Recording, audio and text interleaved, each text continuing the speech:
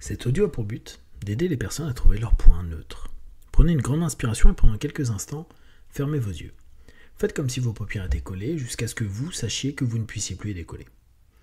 Une fois que vous êtes dans cet état, répétez-vous. Dans quelques instants, je vais essayer d'ouvrir mes paupières et simplement les garder collées. Essayez. Très bien. Dans un instant, vous allez pouvoir ouvrir et fermer vos yeux. Quand vous allez refermer vos yeux, vous allez vous focaliser sur cette idée de trouver en vous un point neutre, un point mort. Inspirez, ouvrez les yeux. Expirez, fermez les yeux.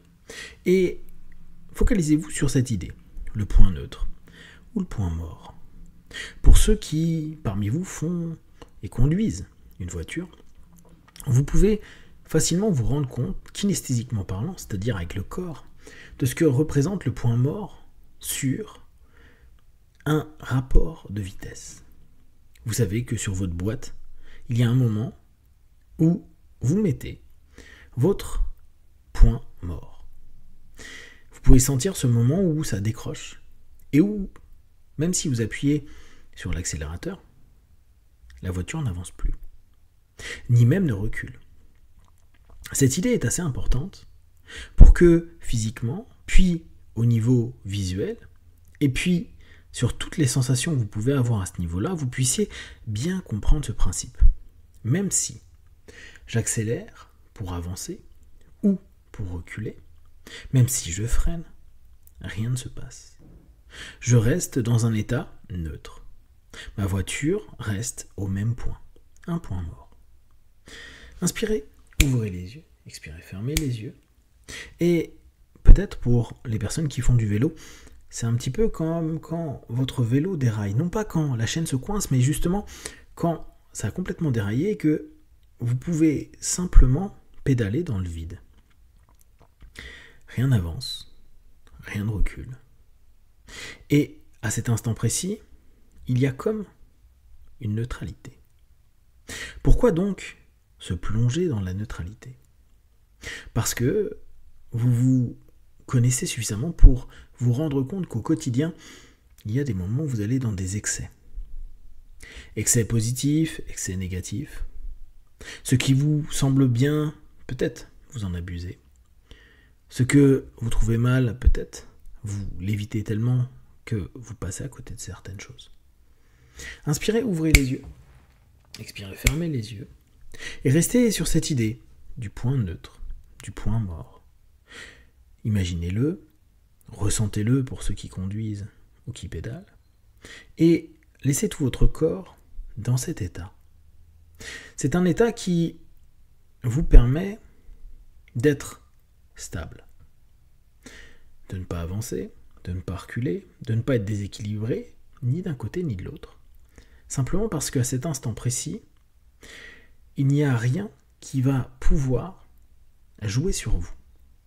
Je reprends l'exemple de la voiture. Qu'importe que vous appuyiez à fond sur votre embrayage, sur votre frein ou sur votre accélérateur, même si tout autour de vous, le moteur en l'occurrence, commence à vrombir, à faire du bruit, vous restez sur place. Vous restez complètement neutre. Pour aller plus loin, rien de tout ce qui est en train de se passer, rien de ce qui peut être fait, ne peut vous impacter. Parce que vous êtes dans cette neutralité. Il arrive assez souvent que dans le quotidien, nous soyons ballottés, voire balancés, et que nous perdions équilibre. Pour les plus cyclistes d'entre vous, vous savez très bien que l'équilibre naît de deux déséquilibres. Et c'est parce que on maintient ces deux déséquilibres qu'il y a un équilibre. Néanmoins, vous savez aussi que si vous mettez les pieds à terre, et dès lors que vous ne pédalez plus, ou que justement ça a déraillé, et dès lors que vous mettez vos pieds au sol, il n'y a plus à cet instant précis du tout de déséquilibre. Vous avez rééquilibré les choses, vous êtes stable, les pieds au sol, ou dans votre voiture. Vous pouvez bien sûr inventer, imaginer tout ce que vous voulez comme étant le point neutre, le point mort. C'est juste plus facile pour votre subconscient de capter physiquement, psychiquement, émotionnellement les choses. Alors, petit à petit, vous allez revenir sur votre quotidien. Il est possible que, par moment, vous ayez des émotions qui soient excessives, en bien comme en mal. Il est possible que vous ayez déjà étudié l'hypnose, ou la PNL, ou tout autre système qui vous explique que vous pouvez changer d'état. Vous savez, avec un ancrage, avec un déclencheur, retourner dans un état connu. La plupart du temps, en hypnose ou en PNL, on a pris l'habitude de vous ancrer des états que vous répétez avec quelques mots, ou avec des gestes, ou l'association des deux. Et il est attendu que vous viviez un état qui souvent est opposé à ce que vous êtes à l'instant précis en train de vivre. C'est-à-dire que vous avez une sorte d'alternative. Dans la recherche de points morts, de points neutres, on n'attend pas quelque chose qui, du négatif, se transforme en positif. L'idée, exactement comme avec votre boîtier de vitesse, c'est juste de retrouver un point où de multitudes d'options se présentent à vous. À partir du point mort, vous pouvez passer la marche arrière, vous pouvez passer directement la première, voire la deuxième, peut-être même la troisième, si vous aimez jouer avec votre embrayage. Alors, vous commencez simplement à vous rendre compte que vous créez de plus en plus d'options et vous allez sélectionner les options qui vous sont plus utiles.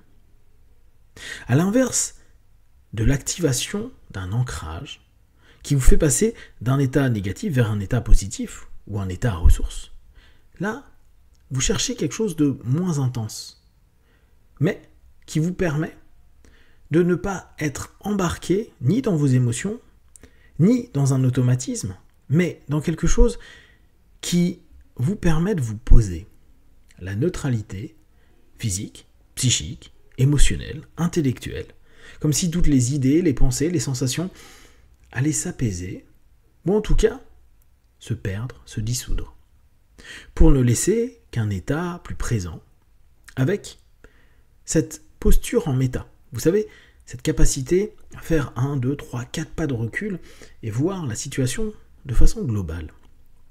Dès lors, parce que vous êtes dans cette neutralité, parce que vous avez votre point mort, vous commencez petit à petit à pouvoir analyser, plus ou moins rapidement, en fonction de la situation, les différentes options, afin de décider laquelle vous allez utiliser, la façon dont vous allez continuer votre cheminement.